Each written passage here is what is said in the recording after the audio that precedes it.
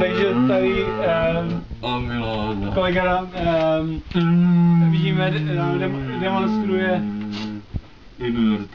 svoje znechucení. Celý to probíhá jako ve stupnici E-moll a v té molové škále nám vlastně od od 111 až do 999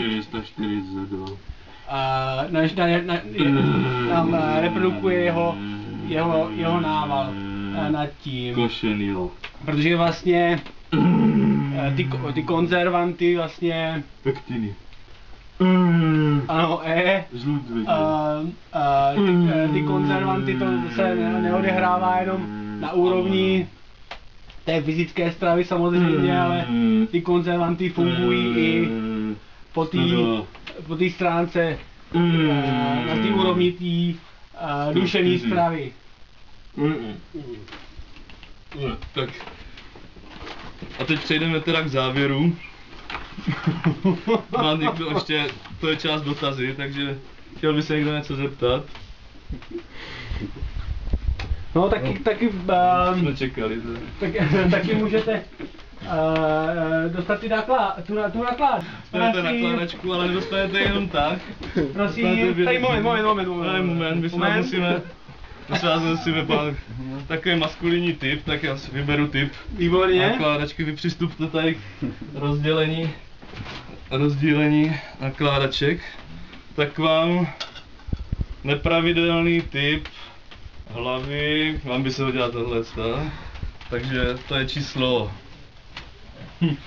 Máme špejly? Máme špejly. To je číslo 5, prosím. Proveďte předání nakládačky.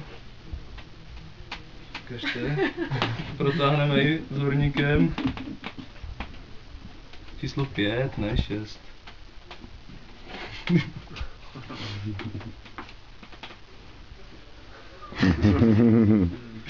Ještě se hýbe. Ještě se hýbe, tohle je špatně, tady je nedovařená nějaká. No? Ukáž? Není to ona? No tak... Ale že to odpovídá takový tady je kvasnej kandidát. Taková nedomrlá trochu. No, ale tady bacha, to je velká. Ten je velký. Atlantis gigant. To by se hodilo, no. To by se... Atlantis gigant. Tak to bude někde spíš... Vyložte Atlantis. Sám třeba. Z hygienických důvodů. Ale mám přiřazen. Naopak jako. Já bych ještě získal rád. Ale musí ta chůrka projít tou... testovací tvarem plodnice. Myslím, že tamhle je úplně jako... Ale je úplnej gigant. Myslím, jste nám nevylovil. To už nezejde. Nakládačku snad ty dostat tady každý. Pojď! Si pro nakládačku. Pojď! Jo, tady pana valcovitá, hladká. Pomalu. Sploštěný typ. Ploskolebý. To je jasný, to je růžová čtvrka. Tak vidíme opravdu velký zájem. Ne, to zakřivím, to je hladkolebou. Další nakládačky. tady nějaká malá okurčička. Co vytácí, no. Počkej, tak takovou možná ani... Tady obrvený kukumber. Máme takovou? Ukaž to? Takovou, tohoto typu máme. Na kládečku ve sklenici. Počkej, byla tam. No, bude dole. Tady jsou všechny zahnutý. Bude dole, tento je přímo čará. Myslíš? Počkej, tak mi jde něco na to. Asi nám je někdo vytáhl předtím, ne už? No tak dobrý, tenhle bude, dobré.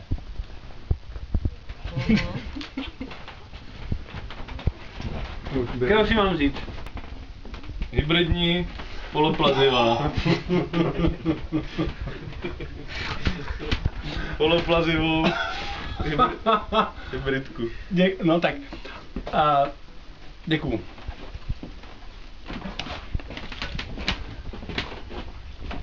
No a k té výstavě teda se musíme dostat, autorka nám tady svěřila dokonce vzorek své tvorby k bližšímu prozkoumání.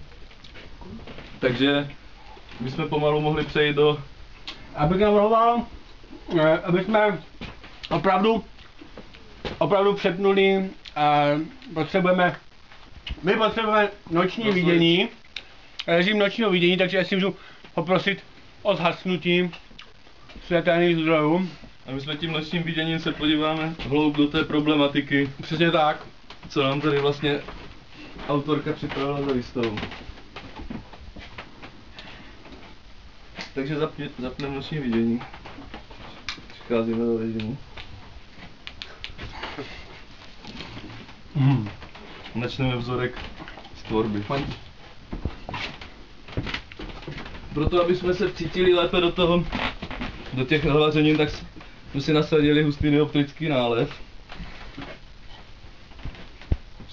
Takže si vytvoříme preparáty.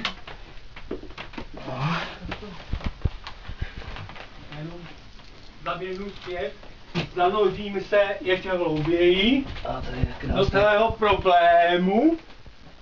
A je to malinko konzervativní umění, asi z toho máme obavy. Tak. Tvoříme čerstvý řez aparátem, který prozkoumáme hlouběji přes speciální zařízení. Tak.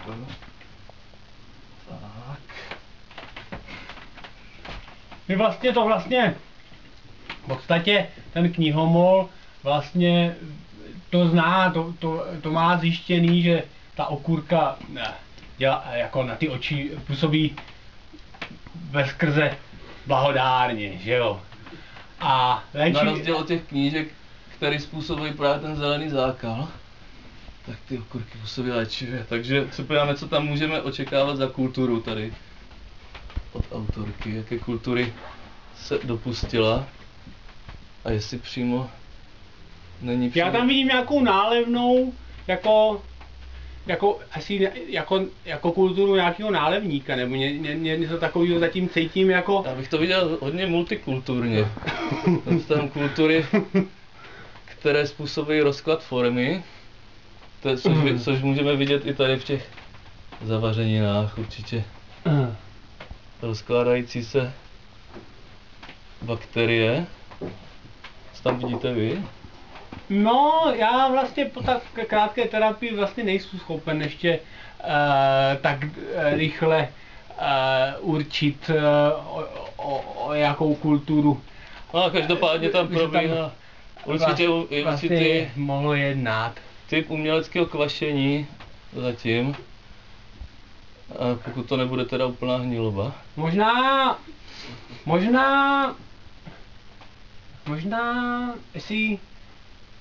jestli ten vzorek není málo zkvašený. Jste konzervativní, že by byl příliš. Ale tak myslím, že tam je... Ale to vykazuje prvky hniloby.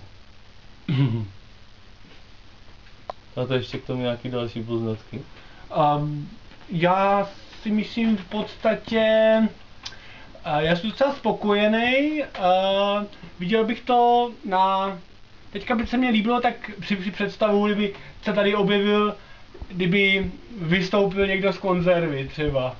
Jo, myslíte, tak ještě třeba máme tady potom hudebníka z konzervy, který vám zahraje, dokonce tady někde přítomen. A my bychom tímto mohli možná výstavě zatlačit víčka a prohlásit ji za odšroubovanou.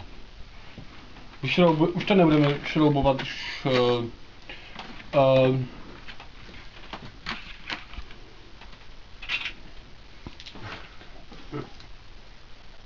Zašroub.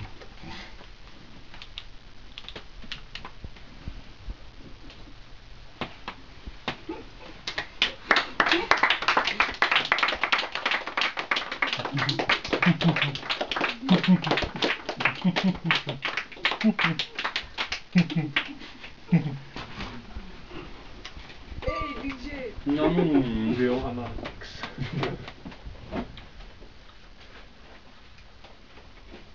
A tohle můžeme taky sníst? Můžu se Ne, zeptat, jeden- ta okurka z těch brýlí je jedlá taky?